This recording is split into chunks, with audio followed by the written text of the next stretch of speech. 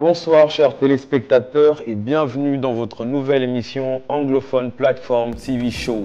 Je ne serai pas seul sur cette émission, je suis accompagné naturellement de Joyce ou de Nell, autant pour moi parce que Joyce est absente en ce jour. Donc je serai accompagné de Nell pour cette émission anglophone Platform TV Show à travers laquelle nous bâtissons un pont culturel entre les cultures anglophones et la culture gabonaise afin de mieux nous connaître, nous enrichir mutuellement et célébrer une diversité africaine et internationale. Alors nous allons démarrer cette émission en musique avec un artiste qui nous vient du Ghana, il s'appelle Black Sherif, ainsi qu'une artiste qui nous vient du Gabon, elle s'appelle Chanel. Donc nous aurons Black Sherif pour le titre Kweku the Traveler et Chanel de Chanel. Peut-être, mais peut-être que je n'ai pas aussi la vraie version de ce que je pense. D'accord, mais moi par contre, Kweku the Traveler de Black Sherif, c'est un morceau que j'apprécie beaucoup. Ouais. C'est un style de drill, c'est du hip-hop assez... Un peu ghetto. Un peu ghetto, vraiment, c'est engagé. Ouais. Et je pense qu'il a compétit au BET Award avec des artistes tels que Benjamin Epps, qui est un jeune artiste gabonais. Ouais. Et Benjamin Epps a remporté ce trophée. Devant Kweku the Traveler de Black Sherif, vraiment, on a de la chance. Ça montre qu'il y a toujours cette compétition entre anglophones et francophones. Mais des fois, les francophones l'emportent. Oh la main, bien sûr. Donc, je vais te laisser nous proposer deux morceaux. D'accord. Bon, moi, je propose nos deux morceaux d'aujourd'hui, deux morceaux gabonais de Fétine Dos en featuring avec la magnifique diva fantastique Créole et un clip du général Love Anel quand j'y arrive.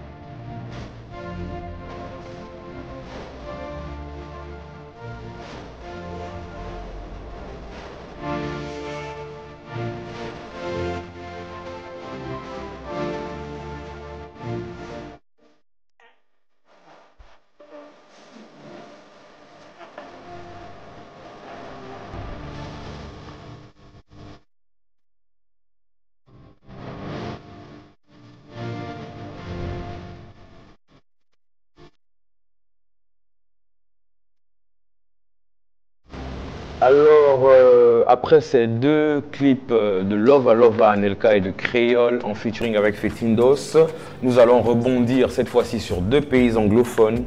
Il s'agit là de Victony qui nous vient du Nigeria avec le titre Soweto, ainsi que Rayvanny qui nous vient lui de la Tanzanie avec le clip Elle de la Tanzanie avec le clip Forever.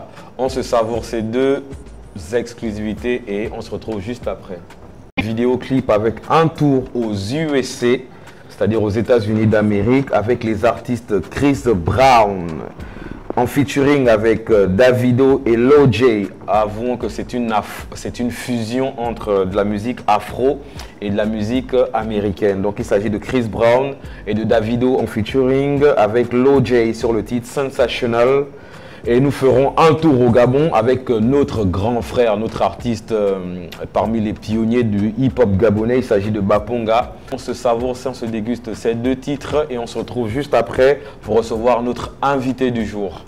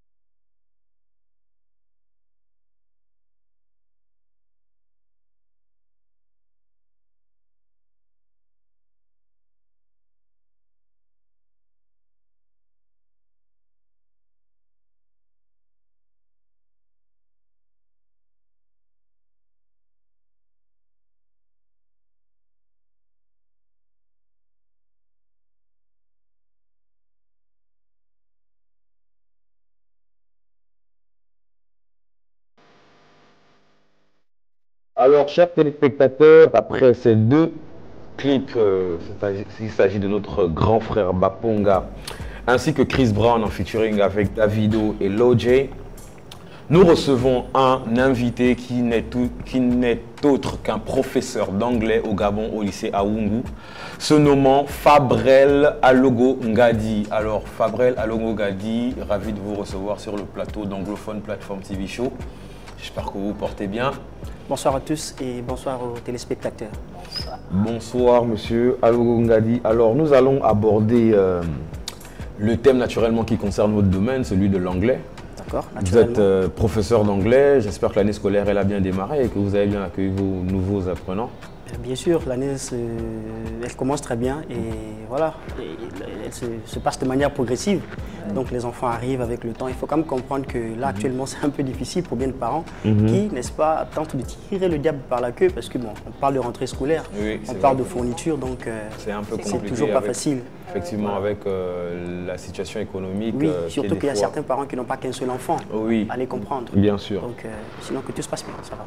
Alors, nous allons évoluer sur le thème l'anglais et l'avenir des jeunes au Gabon.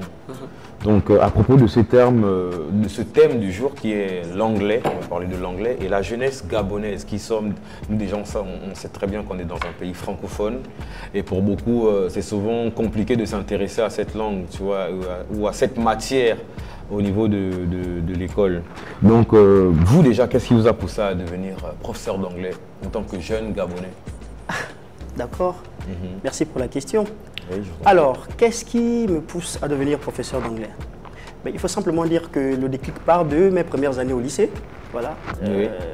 Je crois que j'étais autour de la classe de 4e, 4e, 3e. D'accord. Et vous savez que c'est l'âge de la puberté, on est adolescent et tout ça. Bien sûr. C'est en cette période que j'ai vraiment passé les meilleurs moments de ma vie. C'est une tranche de ma vie qui m'a franchement marqué, ce passage au lycée. Et donc, j'ai été tellement séduit de par ces moments au lycée. Oui, les années école et tout. Voilà, des années école, à cette période bien précise, que j'ai finalement décidé d'y demeurer, non plus comme élève, mais cette fois-ci comme professeur d'anglais. Enfin, comme professeur. Mais après, il fallait bien choisir. Bien sûr. Et donc, je suis parti vers l'anglais, qui est une langue que j'affectionne considérablement. D'accord, mais quelles sont ensuite les réelles motivations qui vous poussent à transmettre à ces jeunes la langue de Shakespeare. La langue de Shakespeare. C'est peut-être parce que ça vous a plu à l'époque où vous étiez au lycée ou bien vous trouvez un réel avantage, il y a une motivation profonde qui vous emmène à... Disons que ce ne sont pas des motivations qui manquent. Oui. Il faut simplement dire que, votre question, qu'est-ce qui me pousse, ou du moins qu'est-ce qui me motive à transmettre cette langue envers les jeunes? C'est simplement dire que, me basant sur mon histoire propre, j'ai vu ce que cette langue a fait dans ma vie.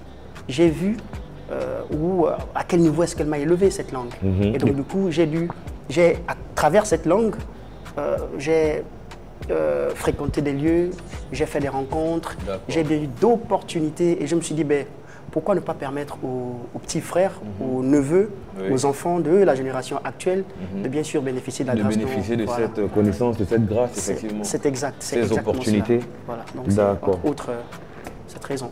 Donc, d'après vous, vous considérez que, monsieur Fabrel, que la langue anglaise est une langue incontournable? Je ne dirais pas incontournable, mais importante. Parce que nous sommes au Gabon. Bien sûr. Dire que la langue anglaise est incontournable, je pense que c'est un peu fort. Parce que, bon, ici, on peut bien faire toute une journée sans parler anglais. Si on parle en termes de ce que la langue serait incontournable, je pense que c'est un peu fort. Mais disons qu'elle est importante.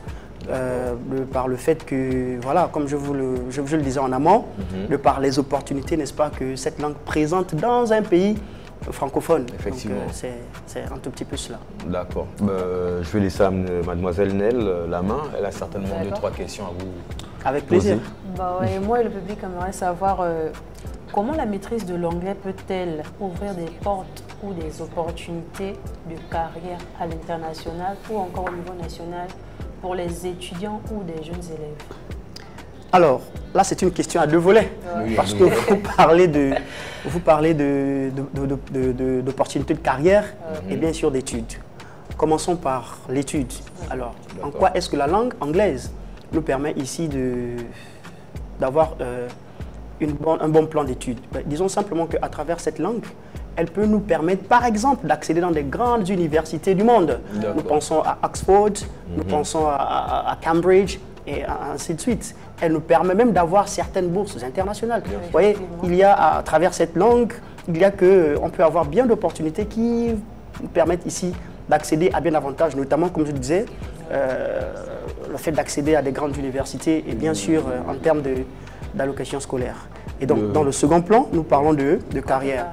Bien sûr, lorsqu'on parle de carrière ici, je pense tout de suite à la langue anglaise qui est une porte vers le fait que la personne qui travaille va, à travers la langue anglaise, accéder à des organismes ici, comme on pense par exemple à l'ONU, on pense par exemple, on va dire quoi, à l'OMS et toutes ces grandes maisons, toutes ces grandes organisations, n'est-ce pas, qui sont considérées ici comme étant internationales. Et ce sont des entreprises, enfin, je veux dire des organisations qui, n'est-ce pas, à travers l'anglais, nous mettent ici, qui nous permettent d'accéder facilement à ces grandes organisations. Aussi, en termes de... Vous avez dit, la seconde partie, c'était en termes de... Côté carrière. Ok, côté carrière, voilà, côté carrière. Donc, du coup, vous voyez, ici, ça nous permet simplement d'accéder dans ces grandes organisations, comme je le mentionnais en amont. Effectivement, dans cette forme. Et par rapport à, excusez-moi, pour une expérience personnelle, avez-vous eu ces avantages-là à votre niveau? Oui, bien sûr. D'accord. Donc, du coup, je me rappelle à l'époque, à mon temps, quand j'étais à l'université Omar Bongo, et bien, à travers la langue anglaise, j'ai même eu l'occasion de rencontrer Econ pour la toute première fois de ma vie. Waouh. Il était venu ici. Oui, il était venu ici au Gabon. En tant qu'interprète, vous avez discuté disons que j'étais dans le staff des traducteurs. C'est vraiment une nouvelle.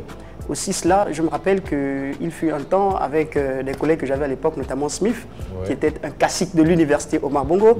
Il y avait l'université Oregon, qui était venue ici au Gabon.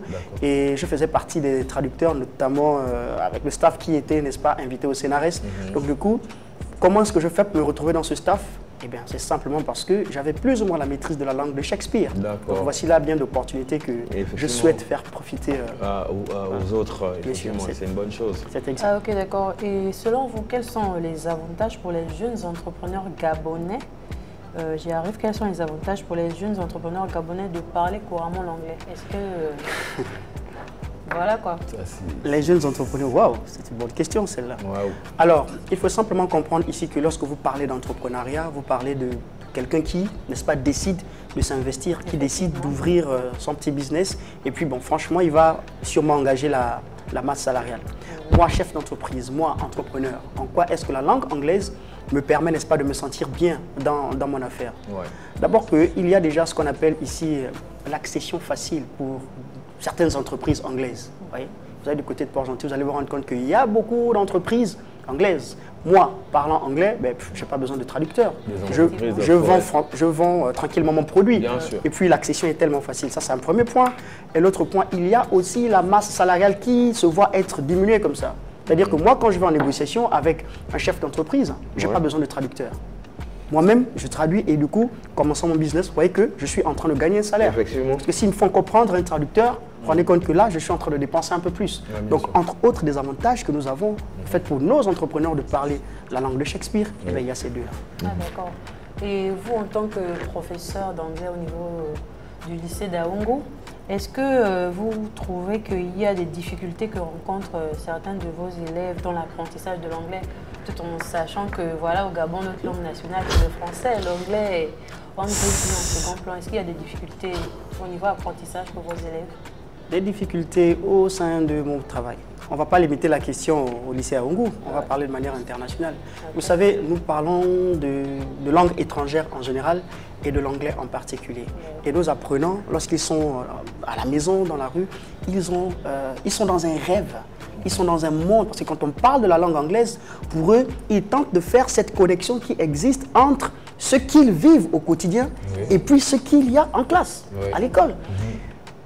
Alors, en allant dans les salles de classe, l'élève est dans un monde, il est dans un nuage, il est dans un rêve, il s'attend simplement à vivre, ou sinon à vivre ce qu'il a entendu dire, entendu parler un peu ici et là, dans la vie quotidienne. Bon, la motivation y est, sauf que les outils didactiques et on va dire quoi, on va dire, des outils didactiques et...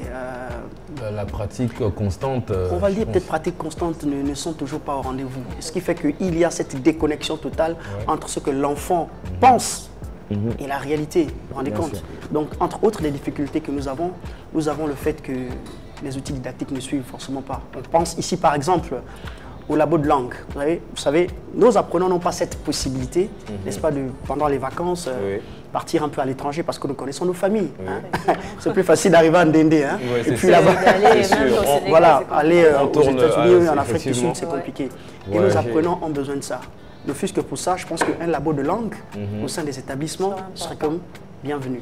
Vous voyez, on peut par exemple dire que bon, voilà, de nos jours, les enfants ont des téléphones, iPhone et tout cela. Il y a des applications pour apprendre la langue rapidement. Mais là encore, c'est un peu dangereux parce que moi, je suis enseignant et je sais que la connaissance, elle se dose. Dire à un enfant, tu as l'iPhone, allez, va apprendre l'anglais sur Internet sans des mesures d'accompagnement, sans qu'il ne soit encadré, c'est plus que dangereux parce que là-bas, il peut aller... il peut découvrir des choses qui ne sont pas à son niveau. Ne comprenant pas, ça va entraîner ce qu'on appelle le dégoût.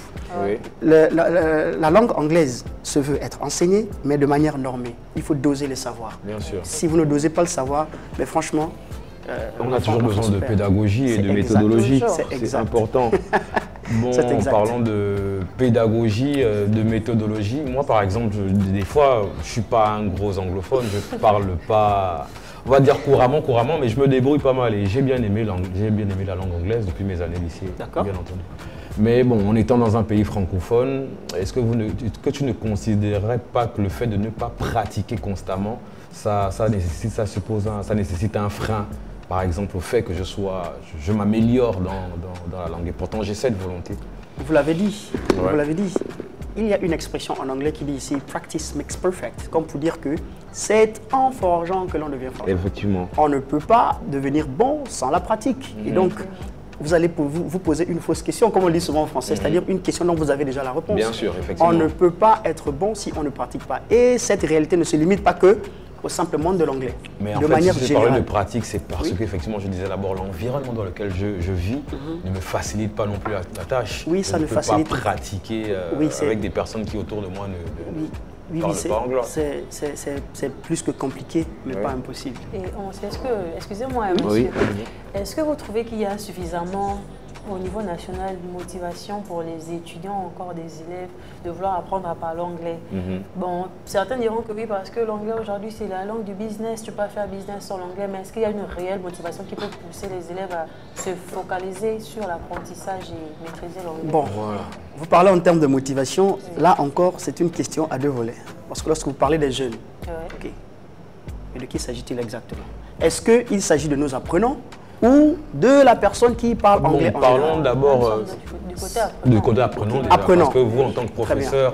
En tant qu'enseignant d'anglais, du côté de nos apprenants, eh bien, écoutez, vous savez, le cahier que nous avons n'est que la transition entre l'enseignant et l'enseigné. Ça veut dire quoi? Ça veut dire ici que nos apprenants ont déjà un avantage, c'est celui d'être scolarisés.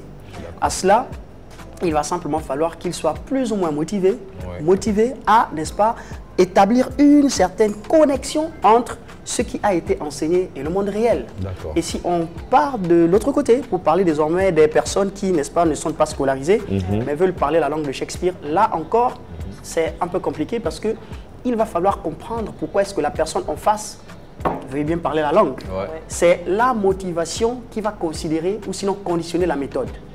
Celui qui fait l'anglais parce qu'il veut faire un concours, n'est pas comme celui qui fait l'anglais parce qu'il aimerait aller au Ghana, n'est pas comme celui qui fait l'anglais parce qu'il aimerait aller au port. Donc en matière de méthode, là encore, il va falloir déterminer les objectifs qui poussent à l'apprenant d'apprendre la langue de Shakespeare. Et là, on donnera la bonne pilule.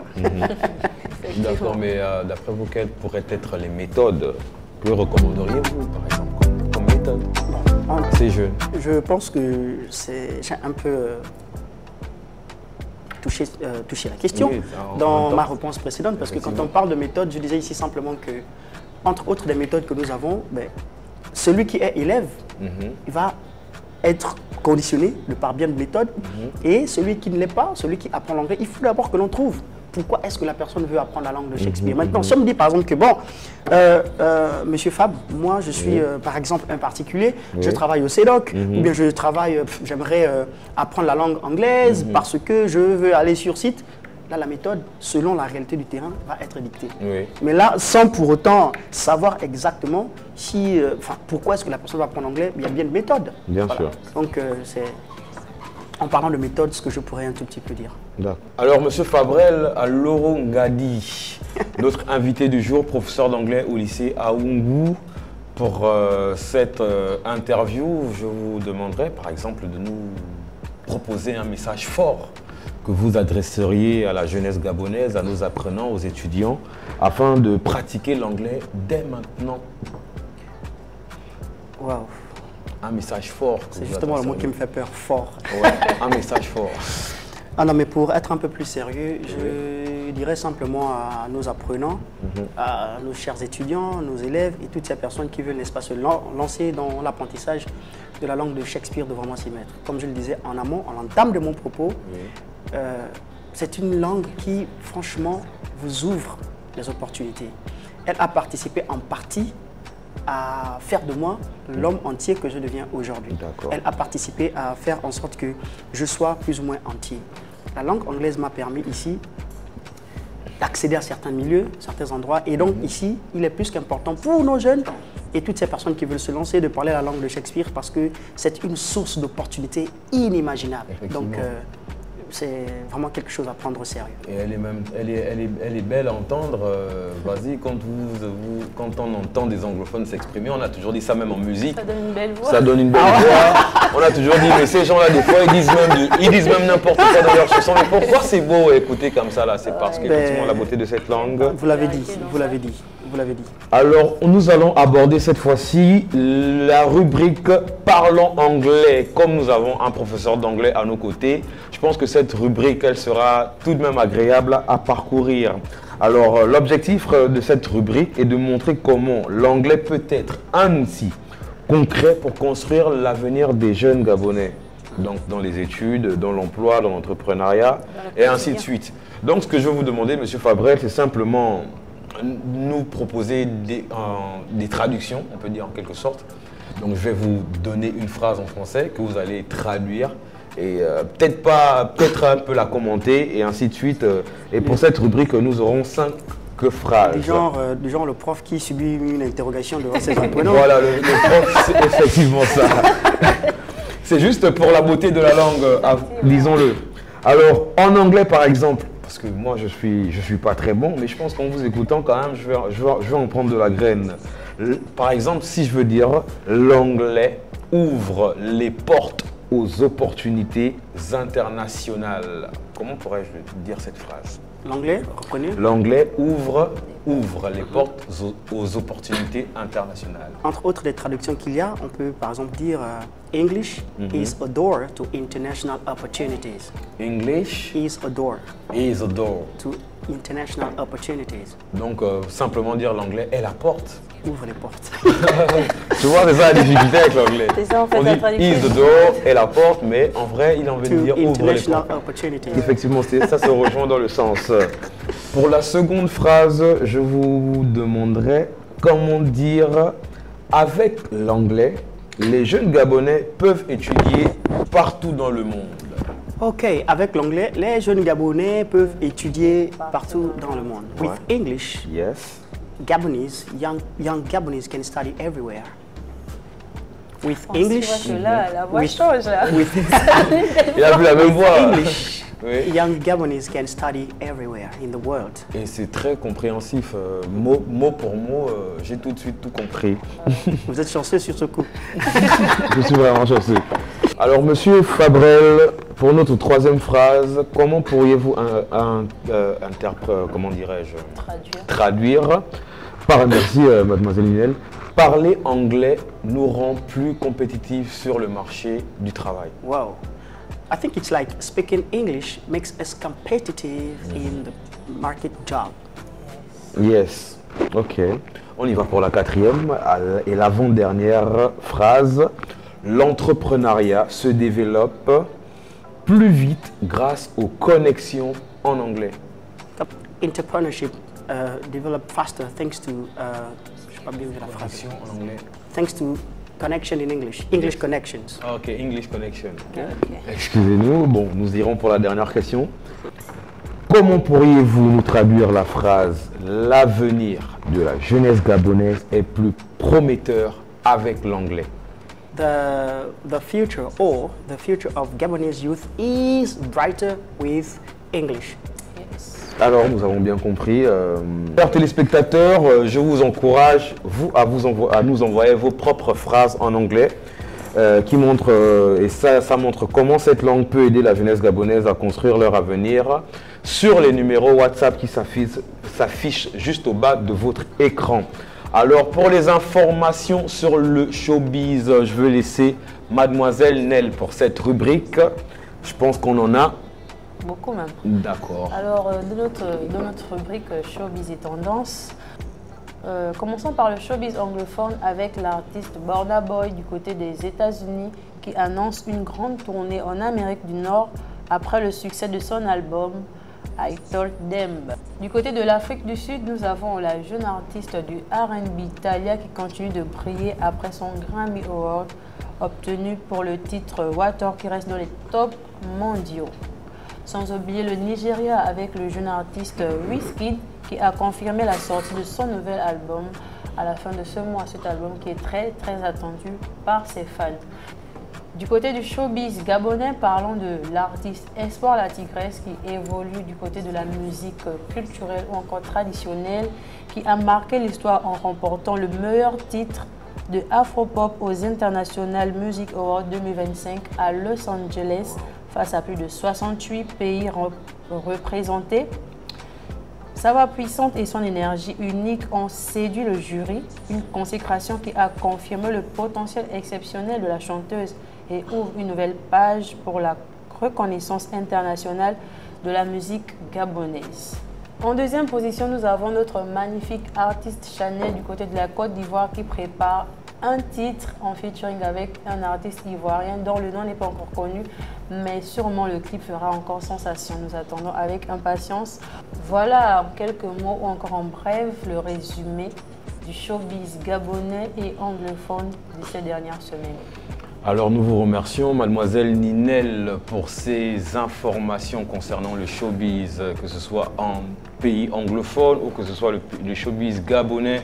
Nous avons aujourd'hui eu comme invité M. Fabrel Alogongadi qui est professeur d'anglais au lycée Aoungu, qui était là pour nous accompagner tout au long de cette émission anglophone Platform TV Show. Vous avez à la présentation Monsieur Anslari, Fox le SD pour ceux qui connaissent. Nous vous disons au revoir pour une prochaine émission. Et Monsieur Ngadi, nous vous remercions d'être passé et nous avoir accompagnés tout au long de ce numéro. I'm the one to say thank you. Bye. Ok, want to say thank you. I'm the one to say thank you. Ok, Mademoiselle Ninel, vous avez l'occasion aussi de souhaiter un petit mot de fin. Merci encore d'être passé sur notre plateau et merci encore à vous qui nous aviez suivis du début jusqu'à la fin. On se retrouve pour le prochain épisode. Nous vous remercions de nous avoir regardés. À la prochaine pour l'émission anglophone Platform TV Show.